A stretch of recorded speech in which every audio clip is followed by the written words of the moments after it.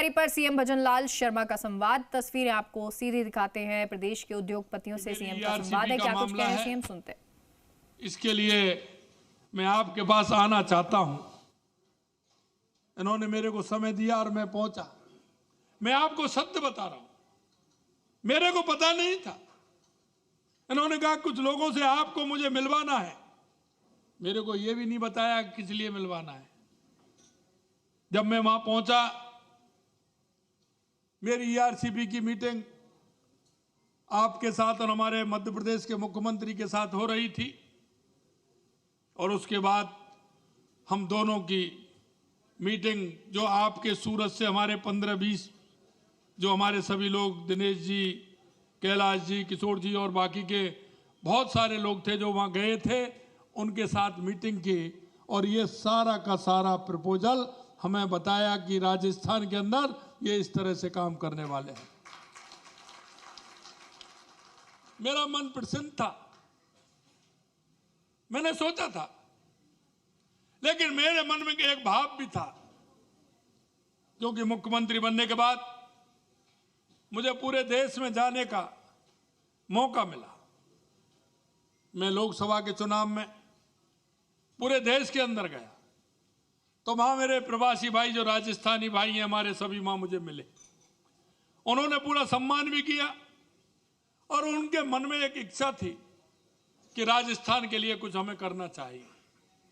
मैं आपको कहना चाहता हूं कि माननीय CR पाटिल जी ने वो काम प्रारंभ करते हुए जब हमें गुजरात के अंदर बुलाया और हम गुजरात में गए, तो उन्होंने उस जन भागीदारी को जिस तरह से आगे बढ़ाते हुए, और उस दिन सबसे अगर मोटी किताब थी तो मेरे पास थी, क्योंकि राजस्थानी जो हमारे सूरत में हमारे प्रवासी भाई थे, अहमदाबाद में प्रवासी भाई थे, उन सभी ने यह प्रण किया। मैंने सोचा गांव बहुत हैं, 40,000 45,000 गांव हैं,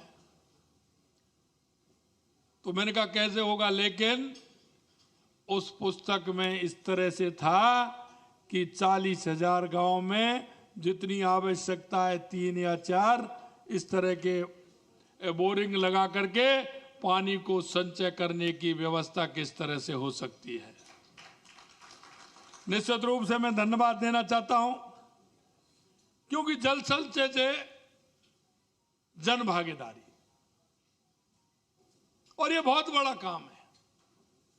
और माननीय पाटिल साहब, मैं आपसे कह सकता हूं कि पानी की समस्या जो राजस्थान ने झेली है और राजस्थान ने जो देखी है, कई प्रवासी भाई तो सिर्फ पानी की परेशानी के कारण ही हमारे भाई प्रवासी बने हैं, क्योंकि हमारी माता बहनें 5-5, 7-7, 8-8 किलोमीटर से पानी लेकर के आती थी।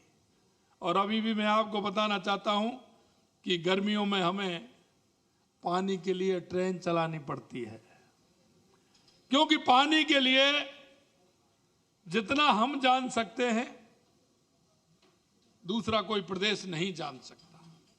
और मैं इसलिए कहना चाहता हूं कि देश के यशस्वी प्रधानमंत्री नरेंद्र मोदी जी के नेतृत्व में आप हमारे लिए जिस तरह से आपने जो ये पीड़ा उठाया है, राजस्थान के लिए बहुत ही सौभाग्य की बात है कि आप जल संचय से जन भागीदारी के काम में आप जितना बड़ा सहयोग हमारा कर रहे हैं।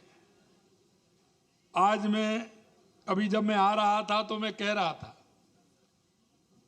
आज सुबह में रूपेंद्र सिंह जी ढिल्लो जो हमारे राधा स्वामी सत्संग के हमारे स्वामी जी हैं, मैं आज सुबह में उनसे मिलने गया था। जब मैं उनसे मिलने गया था तो बातचीत हो रही थी, तो उन्होंने मेरे से एक बात कही थी, और वो मेरे से कहा था कि आने वाले समय में राजस्थान ऐसा प्रदेश होगा जिसके पास सबसे ज्यादा पानी होगा। और आज शाम को जब मैं सांगानेर के कार्यक्रम में था, तो वही बात हमारे माननीय जल शक्ति मंत्री जी ने दोहरा दी कि राजस्थान में सबसे ज्यादा पानी होगा। तो मैं अभी कह रहा था कि एक दिन में 2 बार सुनने को मिला, और तीसरी बात और आपने नहीं सुनी। तीसरी बात यह है कि जब सांगानेर में इस काम का उद्घाटन हो रहा था तो बंसीवारे ने भी सुन ली और वहां भी जोरदार बारिश हो गई। मैं आपको सत्य बताना चाह रहा हूं, क्योंकि जैसे ही हम सरकार में आए थे तो माननीय पाटिल साहब कह रहे थे कि योजना किस तरह से बनती है।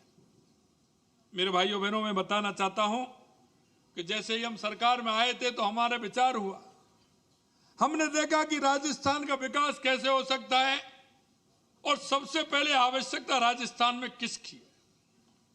हमने हमारा मैप बनाया, क्योंकि मकान कितनी बार बनता है? कितनी बार? आप एक बार कहते हैं, लेकिन मैं कहता हूं मकान 2 बार बनता है। एक बार नक्शे में बनता है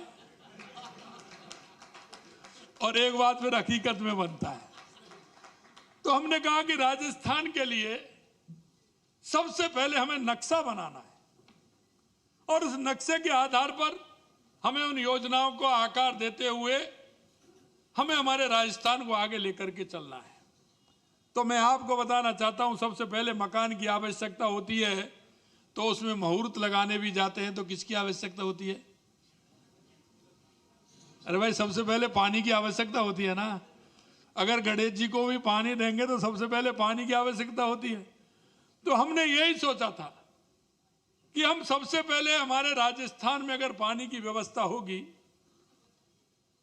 तो हमारे राजस्थान आगे विकसित राजस्थान बनेगा, उत्कृष्ट राजस्थान बनेगा। उसके बाद आवश्यकता होगी हमारी तो बिजली की आवश्यकता होगी। उसके बाद आवश्यकता होगी तो फिर उद्योग की, बेरोजगारों को रोजगार देने की आवश्यकता होगी। तो हमने सबसे पहले हमारे पानी की व्यवस्था कैसे हो, इसके लिए हमने काम किया। वो सारी बातें मैं आपको थोड़ी देर में मैं बताना चाहता हूं कि सबसे पहले हमारी जो माननीय भाई साहब कह रहे थे, बहुत